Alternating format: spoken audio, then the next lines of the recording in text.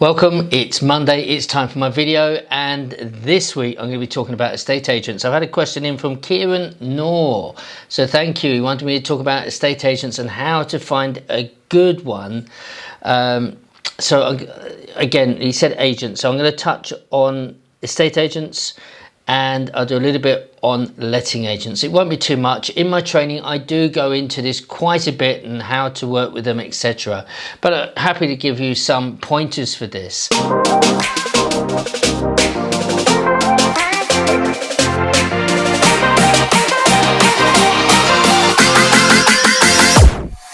Estate agents, how do you check out and work with estate agents so they work with you? Because I do get a lot of people talking to me, and when they go into estate agents, they say that they don't get callbacks, they get frustrated because they go in, and the classic thing, and this is where it goes wrong, the classic thing is, and this can be with letting agents as well, that somebody will normally, let's say from London, would go to the north somewhere or the Midlands, and they go and do their round robin to the estate agents. Hi, I'm a property investor. Bang, straight away. As soon as you say property investor to an estate agent, they're going to think, oh, here we go. Straight away, in their mind, they've got a big smile on their face, but they think, another one. And when they say another one, it's either someone who's watched a TV program or they've done a course and say, I'm a property investor. Look, when you go to get petrol at a garage, do you walk in and say, I'm here to get petrol? I'm a petrol user. We don't. And what are you doing? You're looking for a property. And again, there's a lot more to go into that of how to define what you're actually looking at. But the more defined you can be, the better. So you don't want to walk in and say, and this is the classic, have you got any deals? It's not the way to do it. Okay. And if you're going into letting agents, depending on what you're looking at, people want the rent-to-rent stuff, and there's ways of doing it and ways not to do it.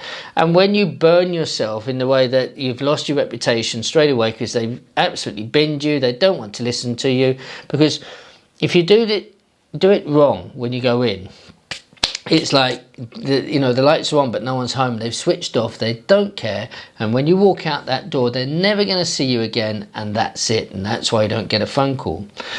So time wasters are one of the biggest things, and that is quite often because they're not specific. It's quite often that they want to, they heard that you've got to build rapport and all this stuff, and instead of coming down, and again, it's about misunderstanding how to do this properly. With the mentees that I work with, we actually go into agents and I show them how to do it, and then they do it, and the days are really powerful, and quite often at least one or two people will get a deal through the agents on those days. It's quite a common thing. However, time wasters are something that they just don't want. If you're going into estate agents to buy, one of the things that the biggest thing for you, which is going to help you qualify yourself, is that you'll go on your phone and you'll show your bank statement there. Now they're going to want you to do proof of funds by emailing, saying, listen, I'm not going to mess you about. Here's my account, bang, here's one of my accounts, and there's money in it. Okay, very, very important, because now you're qualifying yourself. So now I've got money. At the point that you find a property and you get within 24 hours a decision in principle, now they can take you seriously. So think about it. In the day, they might get 10, 12 people coming in, maybe more, 20 people coming in. Most of them aren't in a position to buy. Most of them haven't got experience, and some of them aren't even looking to buy it. So there's many people going out deal sourcing. And imagine if you're an estate agent and you get these people and you think you nearly got a sale, and they say, well, actually it's not me, it's somebody else. People really mess this up big time. That's some of the tips to do with estate agents. If you want more, yes, it's on my training, guys. I go into quite a lot how to do that and do it properly, how to negotiate and everything else. There are there's lots of information in those courses that I've done. With letting agents, when you go in to see a letting agent, again, you need to be specific and say, look, if you are wanting an agent to take over and manage your properties, that's a really good thing to do. It's good to get an agent, but how do you find a good one? And I say this, And it's a very good question by Kieran, because I can tell you I had an agency that the guy actually ran off. He did it to a lot of his clients. Very nice man, had lovely staff, no problem at all. You just didn't know that he was in difficulty, but he took at least, we didn't have a lot of properties. We had one property with him because we were trying him. It was a 6-bed HMO, but he took just under £5,000 in rent and ran off. And we had it investigated and everything. He ran off to Spain. I've had experienced other letting agents that, yes, they say they do one thing, but they don't do it. And when there's a problem, and Kieran, I think this is where you're going to, where you are really, where there's a problem with a tenant, what they tend to do is they come and say, yes, your tenant is in arrears for 2 months now. What do you want to do? And that's not what you want from an agency. So the answer to your question, how do you find good letting agents, is that you've got to go and see them and you interview them. You ask them, what do you give them? What do you give a tenant when they move in? Where's your checklist? Can I see what you give them? Can I see a copy of your AST?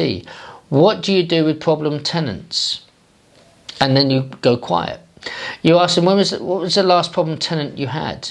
Okay, what are you going to do and your processes for when a tenant stops paying rent? What do you do? Because I don't want you to take that monkey and to chuck it onto my shoulders. You've got to deal with it. You have to deal with it. So what do you do? Because you're taking money every month. You tell me what you're going to do, because I don't want to get the email after 3 months saying we haven't had any rent for 3 months. It's not right. So, Kieran, the answer to your question is to ask the right questions, and that's how you qualify. The other thing is to go to speak to some of the agents, go to speak to other service providers in the area, and ask if you're really that worried about it. See who they're registered with. Some of them may have managing, different affiliations. There are some different companies out there, and see if you can speak to any of their customers. So, one other thing is, can I speak to a landlord that you've had on your books for a while who's had a problem tenant in the last 6 months? Bang. So if they're not prepared to do that, then that's something. So when people come and they want to do some mentorship with myself, if it's on the high level one, and they say, look, they might not have heard too much about me. I say, look, let's go through everything. If we think we're a good suit and everything seems to be right, if they really want to speak to one of my mentees they can speak directly to them, I will set that call up. I've got no problem with that because I'm confident what I deliver. So that's the sort of thing. You have to interview the letting agent.